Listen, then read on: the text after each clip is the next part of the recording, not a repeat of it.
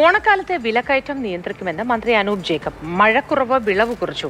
Maveli store വഴി സാധനങ്ങൾ ലഭ്യമാക്കും. റേഷൻ കടകൾ വഴി അധിക അരി നൽകുമെന്നും കരിഞ്ചന്ത, പൂഴ്ത്തിവയ്പ് എന്നിവയ്ക്കെതിരെ കടുത്ത നടപടിയെടുക്കുമെന്നും അനൂപ് ജേക്കബ് പറഞ്ഞു. എന്നാൽ വിലക്കയറ്റം മൂലം സ്കൂളുകളിലെ ഉച്ചഭക്ഷണം മെനുവിൽ മാറ്റം വരുത്തുന്നതിനെതിരെ മുൻ വിദ്യാഭ്യാസ മന്ത്രി രംഗത്തെത്തി.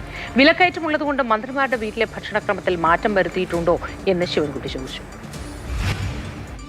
മഴയുടെ വ്യത്യാസവും മറ്റുള്ള പ്രശ്നങ്ങളും ഒക്കെ ക്രോപ്പ് ലോസ് ഒക്കെ ഉണ്ടായി. അതനുസരിച്ചുള്ള പ്രശ്നങ്ങൾ ഉടലെടുത്തിട്ടുണ്ട് പല സ്ഥലങ്ങളിലും. അതിൻ്റേതായ പ്രതിസന്ധികൾ വിപണിയിലെ വിലവ്യതിയാനമായി അനുഭവപ്പെടുന്നുണ്ട്. അപ്പോൾ അങ്ങനെയുള്ള കാര്യങ്ങളെ നിയന്ത്രണ വിധേയമായി നിർത്തുന്നതിൻ്റെ ഭാഗമായിട്ടാണ് മാവേലി സ്റ്റോറുകളിലൂടെയുള്ള വിൽപ്പന വർദ്ധിപ്പിക്കാനുള്ള തീരുമാനമെടുത്തത്. സിവിൽ സപ്ലൈസ് ഡിപ്പാർട്ട്മെൻറ്റിൻ്റെ പ്രത്യേക സ്ക്വാഡുകൾ ഓൾറെഡി രംഗത്തുണ്ട്. വിവിധ സ്ഥലങ്ങളിൽ അവരുടെ പരിശോധന നടന്നു വരികയാണ്. ഏതെങ്കിലും രീതിയിലുള്ള ഇത്തരത്തിലുള്ള ബ്ലാക്ക് മാർക്കറ്റിങ്ങോ ഹോർഡിങ്സോ കണ്ടാൽ കർശനമായ നടപടികൾ അക്കാര്യത്തിലെടുക്കും. എന്തെല്ലാം സാമ്പത്തിക ബുദ്ധിമുട്ടുണ്ടെന്ന് പറഞ്ഞാലും പാവപ്പെട്ട കുട്ടികൾക്ക് നൽകി പോന്നിരുന്ന പോഷക സമ്പന്നമായ ഉച്ചഭക്ഷണം മെനു വെട്ടിച്ചുരുക്കിയ നടപടി അങ്ങേറ്റം പ്രതിഷേധാർഹമാണ്. ഞാൻ ചോദിക്കട്ടെ, ഈ വെട്ടിക്കുറച്ച മന്ത്രിമാരുടെയും മുഖ്യമന്ത്രിയുടെയും വീട്ടിലെ വിലക്കയറ്റം ഉണ്ടെന്ന് വിചാരിച്ചിട്ട് ഭക്ഷണക്രമത്തിൽ മാറ്റം വരുത്തിയിട്ടുണ്ടോ? പുതിയ ഉത്തരവ് പ്രകാരം ചോറും 2 കറികളും. ഇത് വളരെ ക്രൂരമായ നടപടിയാണ്. ലോകത്തെ ഒരു ഭരണാധികാരി ചെയ്യാത്ത നടപടിയാണ് ഈ സംസ്ഥാനത്തെ വി.ഡി. സതീശൻ ഗവൺമെൻറ് ചെയ്തിരിക്കുന്നത്.